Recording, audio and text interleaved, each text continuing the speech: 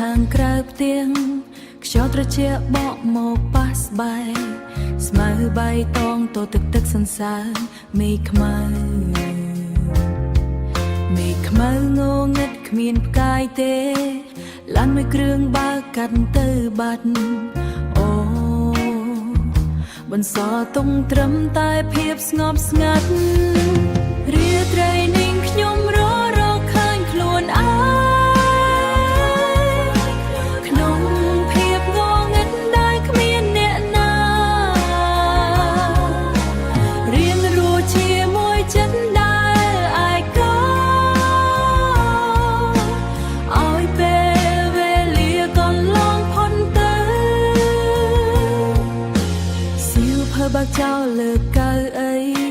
ខ្ញុំអានវាមិនចប់នោះទេចិត្តគិតដល់រឿងកាលពីមុនពេលខ្លះចង់រត់ចេញពីទីនេះតែជើងខ្ញុំនៅតែឈរដដែលមើលទៅផ្លូវដែលគ្មានមនុស្សដើររាត្រីនាងខ្ញុំរកឃើញខ្លួនឯងក្នុងភាពងងឹតដែលគ្មានអ្នកណា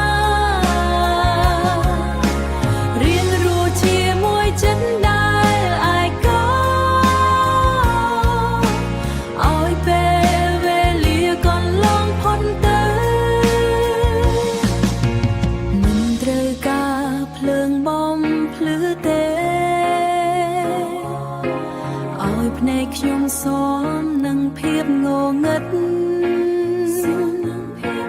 រងចាំមើលថ្ងៃថ្មី